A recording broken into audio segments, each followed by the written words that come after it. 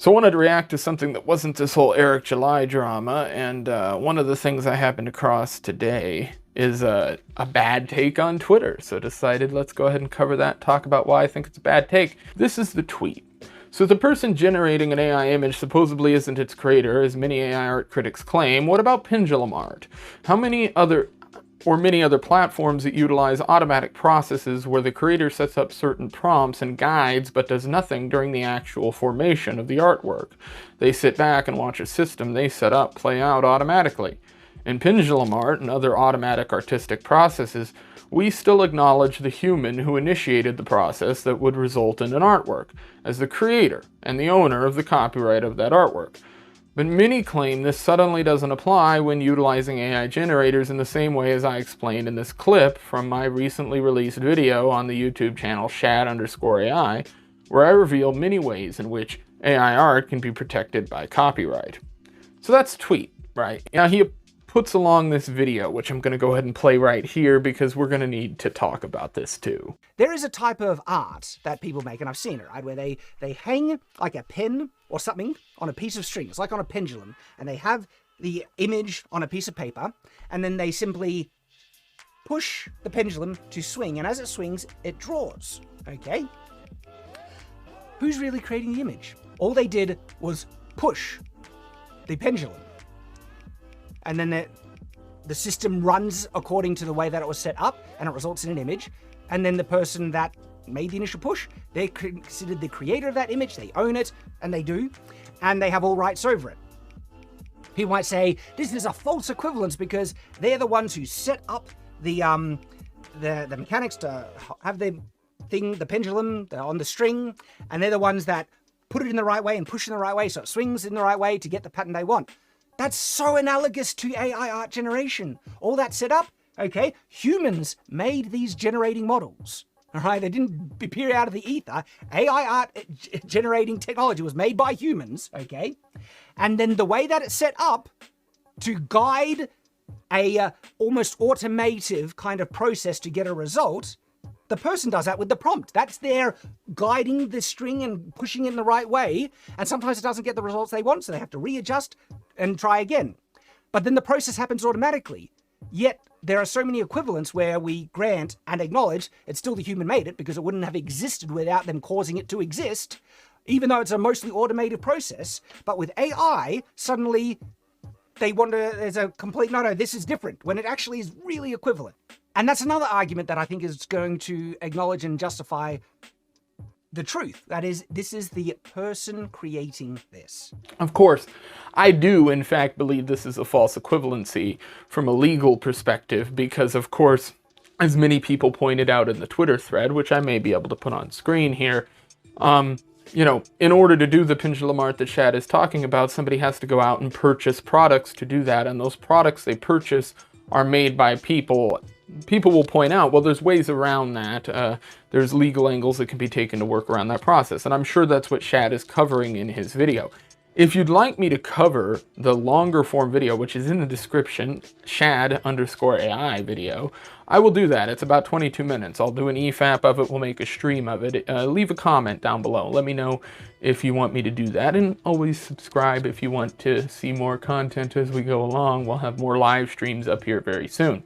Many people pointed out to Shad in quote tweets and in the thread below that they don't even view this as being art. Rather, they view it as being a spirograph, which is something that's typically showed in physics. Personally, I remember seeing these in physics videos when I was younger, around the age of 14, 15. So it's interesting to see this being called art myself. I didn't expect it to really be referred to as art. And I'd also say, it's got to be pretty tricky to copyright something like that that's probably the technique of which has been referenced in hundreds of books, and your end product might be identical to somebody else's if you follow those directions. But there are two things I'd like to point out with working around the legal system to try to get some of this AI stuff copyrighted. That's two things.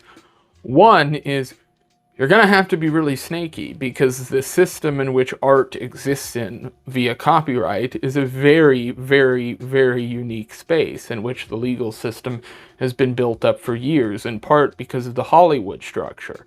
It is a very difficult legal system to maneuver within, and AI art has got its work cut out for it if it thinks it's going to move into that field. Personally, I don't feel like it's going to fare too well.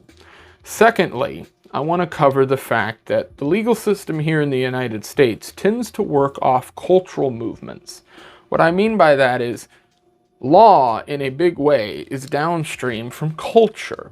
What this means is the legal system can sort of structure itself to fit within the culture of everybody who lives in the United States. You can see from the number of views on this post, 513,000, to the number of likes on this post, 1,000, and retweets at 394.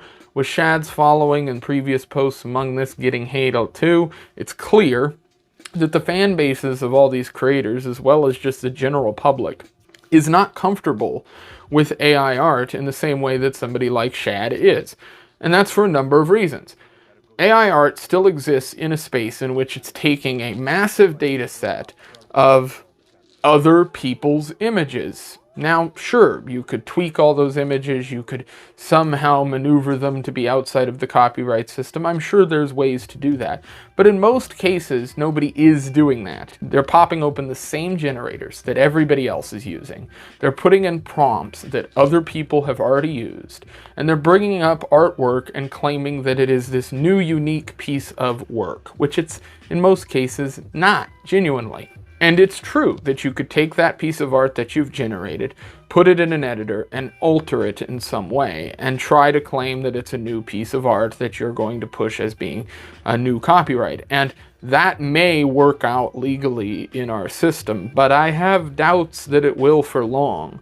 With law working in a big way off of the cultural opinions of the people in the country, I don't see that lasting very long.